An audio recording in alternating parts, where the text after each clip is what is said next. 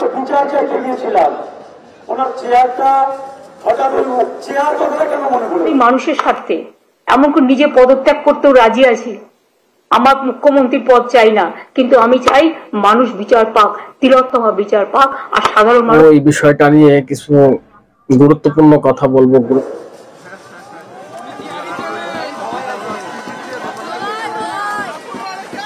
বিচারের দাবিতে ওনার চেয়ার কোনোভাবে নড়ে যাচ্ছে না তো?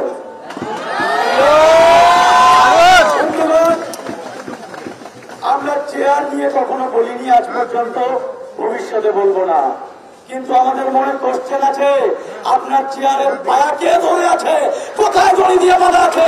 এই ডিএমই, এই ডিএইচএস, এই স্বাস্থ্য অধিকর্তা, এই ব্রিজ গোয়েল, এদের জড়ি কি আপনার চেয়ারের সঙ্গে বাঁধা আছে? এটা কি আপনি বোঝাতে চাইছেন? আমরা তো বিচার চাইতে গিয়েছিলাম, আমরা তো চেয়ার বলিনি। আপনার মনে চেয়ারের কথা কেন আসলো? মানুষের স্বার্থে এমনকি নিজে পদত্যাগ করতেও রাজি আছি। আমার মুখ্যমন্ত্রীর পদ চাই না, কিন্তু আমি চাই মানুষ বিচার পাক, তিলোত্তমা বিচার পাক, আর সাধারণ মানুষ। আজকে আমরা এতজন স্টুডেন্ট মিলে, এতজন ডাক্তার মিলে আপনার দুয়ারে গিয়েছিলাম। আপনি তো সপক্ষ দেখলেন দুয়ারে ডাক্তার, আমরা আজকে নবান্নের দুয়ারে ডাক্তাররা গিয়েছিলাম। আপনি অবহেলা করেছেন আমাদেরকে, এই কথাটা আমি জোর কণ্ঠে বলতে পারি। আপনি আমাদের সঙ্গে তো দেখা করেননি, তার অজুহাত নিয়ে আপনি 10 পাতা কাগজ করে দিচ্ছেন। মনে রাখবেন, আমরা 33 দিন ওয়েট করতে পেরেছি, আরো 33 দিন ওয়েট করে নেব। আপনার কথা আমরা মানছি না।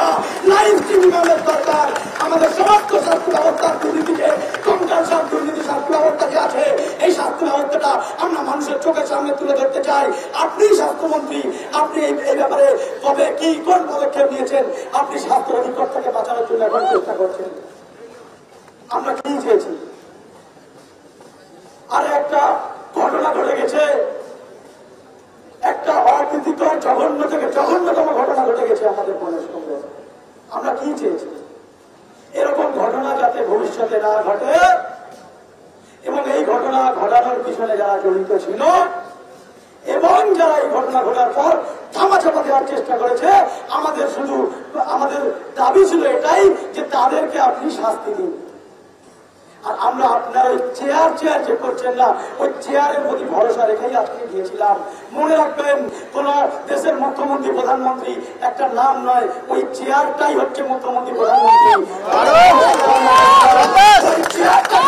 সারা জীবনের কেনা থাকে না।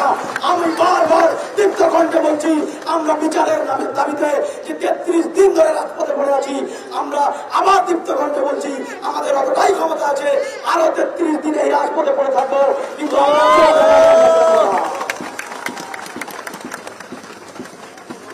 আপনি পেশেন্ট যে যারা মারা গেছে তাদের প্রতি একটা দয়ার একটা দেখিয়ে আপনি ডাক্তার ভার্সেস সাধারণ মানুষ করে দেওয়ার চিত্রটা তৈরি করার চেষ্টা করছেন। মনে রাখবেন, এটা কিন্তু নয়। আজকের যে ভাই আমাদের বিনা চিকিৎসায় মারা গেছে, তার জন্য আমরা অনেক বেশি দুঃখিত। সেই দুঃখ আমাদের হৃদয় ছুঁয়েছে। মনে রাখবেন, আমরা তারপরও কেনই আন্দোলন করছি? আমরা আন্দোলন করছি এই জন্য, যাতে এমন সুন্দর স্বাস্থ্য ব্যবস্থা হোক, এত সুন্দর স্বাস্থ্য ব্যবস্থা হোক, যাতে ওরকম ভাইরা আর মারা না যায়। এটা আপনাকে ক্লিয়ারলি বুঝতে হবে।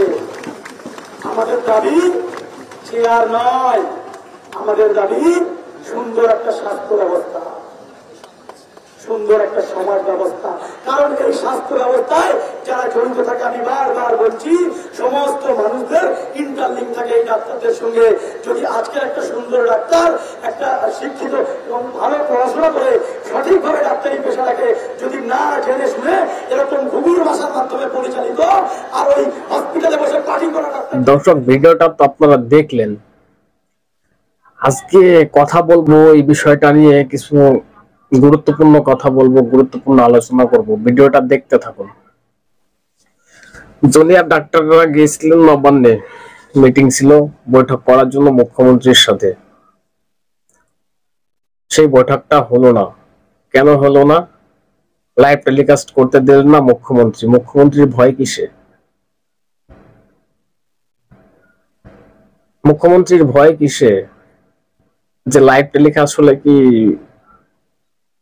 সবটা সামনে চলে আসবে, সত্যটা সামনে চলে আসবে? আপনি যেটা চাইছিলেন যে ডক্টরদেরকে ডেকে ভিতরে বসে একটু সেটিং প্যাটিং করে নেব, আপনি কি সেটা চেয়েছিলেন? আর যদি সেটা না চান তাহলে লাইভ টেলিকাস্ট করতে আপনার প্রবলেম কি? হাইকোর্টের দোহাই দিচ্ছেন, আপনি সুপ্রিম কোর্টের দোহাই দিচ্ছেন, নিয়ম আছে, অসুবিধা আছে, বাধা আছে। আসলে বাধা এটাই আপনার কাছে, যাতে সত্যটা সামনে চলে না আসে সেটিং ফেটিং করার চেষ্টা। কিন্তু ডাক্তাররা বুঝে গিয়েছেন যে আপনার পরিস্থিতি, আপনি কি করতে চান, তার জন্যই কালকে তারা যায়নি, আপনার সঙ্গে মিটিং করেনি, বৈঠক করেনি। কিছু কথা বলতে চাই দর্শক, আমি ডাক্তারদের কিছু কথা বলবো। ডাক্তাররা আন্দোলন করছে, সাধারণ মানুষের সমর্থন আছে, ডাক্তারদের সাথে আছে, সাধারণ মানুষের সমর্থন সাথে আছে। কিন্তু এটাও ডাক্তারদের বোঝা উচিত বা বোঝার দরকার। আপনারা বলছেন যে 33 দিন ওয়েট করেছি, ধর্ণা ধরে বসে আছি, রাস্তায় আছি, বসে রোডে আছি। যেখানে আপনারা 33 দিন হোক, 33 দিন, 3 মাস, 33 মাস আপনারা ওয়েট করলেও এর ফল কোনো কিছু পাবেন না। আপনারা এর ফল কোনো কিছু পাবেন না। কেন পাবেন না সেটা আপনারা ভালো করে জানেন, যে 33 দিন আপনারা রাস্তায় বসে আছেন, ধর্ণা ধরছেন, ধর্ণা ধরে কি হয়েছে, কি লাভ করেছেন, কি মানে ধর্ণার ফল কি পেয়েছেন আপনারা বলছেন আপনারা স্বাস্থ্য ব্যবস্থা চাচ্ছেন। স্বাস্থ্য ব্যবস্থা কি করে ভালো হবে যেখানে গোড়াতেই গন্ডগোল আছে? আপনারা সেখানে তো সেই সব বিষয় নিয়ে আপনারা তো কোনো কথা বলেন না। আপনাদের এটা ভুল আছে, সাধারণ মানুষের সমর্থন আপনাদের সঙ্গে আছে, কিন্তু আপনারা সেটা তো কাজে লাগাতে পারছেন না, লাগাতে পারলেও না।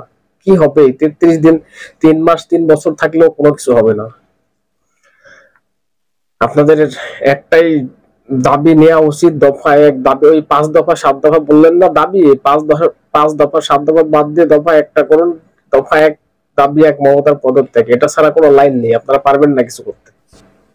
ধর্ষকদের আপনারা শাস্তি চাচ্ছেন, শাস্তিটা দেবে কে?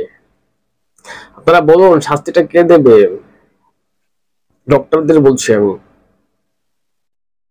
আপনারা আন্দোলন করছেন, ধর্ষকদের শাস্তি চাচ্ছেন, বিচার চাচ্ছেন, এই বিচারটা করবে কে?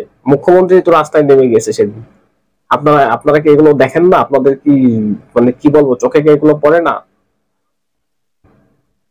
ধর্ষকদের জন্যই মমতা ব্যানার্জি নেমে গিয়েছে। ধর্ষকের ফাঁসি চাই, বিচার চাই। মমতা ব্যানার্জি বলছে আমি বিচার চাই, তাহলে এই বিচারটা দেবে কে?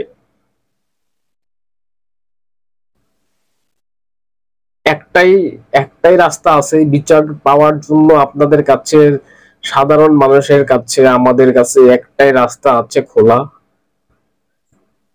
সেটা হচ্ছে মমতার পদত্যাগ। মমতা যেদিন সরে যাবেন সেই দিন এই বিচার হবে, তার আগে এই বিচার হতো না। মুখ্যমন্ত্রী কি বললেন? মুখ্যমন্ত্রী বললেন আমি ক্ষমতা চাই না, আমার ক্ষমতার লোভ নেই।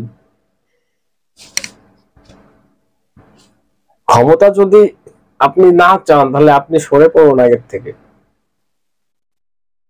সময় থাকতে আপনি সরে পড়ুন। সাধারণ মানুষ চায় যে আপনি সরে যান। আপনার যদি ক্ষমতার এত লোক না থাকে তাহলে আপনি এখনো সরছেন না কেন?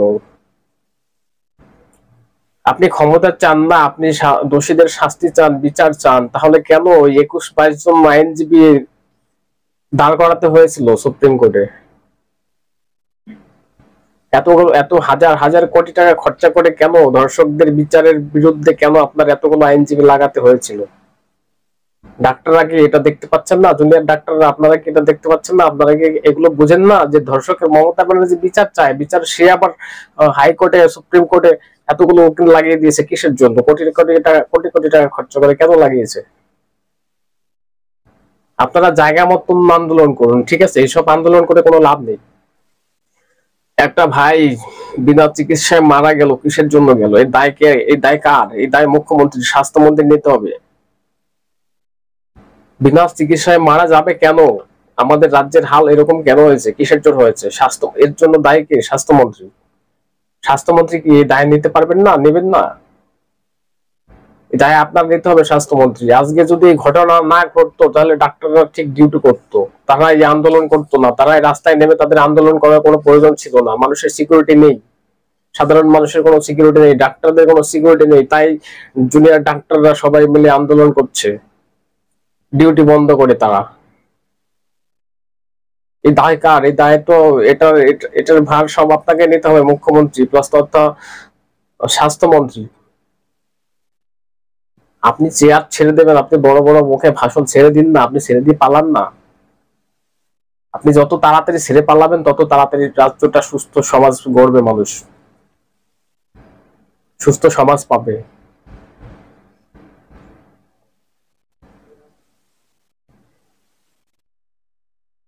দর্শক, যা বলার আপনারা বলবেন, ভিডিওতে কমেন্টস করবেন, যা বলার আপনাদের মন চাইলে বলবেন। আর ডাক্তারদের কি করা উচিত? ডাক্তাররা কি আপনারা এখনো বুঝতে পারছেন না এটা কি করা উচিত? আপনাদের এই ছোটখাটো আন্দোলন এইভাবে মুখ্যমন্ত্রীর উপরে সবকিছু ছেড়ে দিলে, হ্যাঁ, হাইকোর্টের অর্ডার, এটা অর্ডার, সেটা অর্ডার, সবকিছু উড়ে গিয়ে আপনাদের বিচারের জন্য নামতে হবে রাস্তায়। আপনারা বলছেন আমরা চেয়ারের তো কোনো কথা বলিনি, চেয়ার ছাড়ার জন্য আমরা কিছু বলিনি, চেয়ার ছাড়ার জন্যই বলতে হবে। আপনারা কি পেয়েছেন? এই 33 দিন, 3 মাস থাকুন না, 3 মাস 3 বছর থাকুন, কি পাবেন? আপনারা কিছু পাবেন না, কোনো বিচার পাবেন না রাজ্যে। আপনাদের অনেক ভুল আছে। দর্শক, বলবেন যা বলার আপনারা কমেন্টস করে।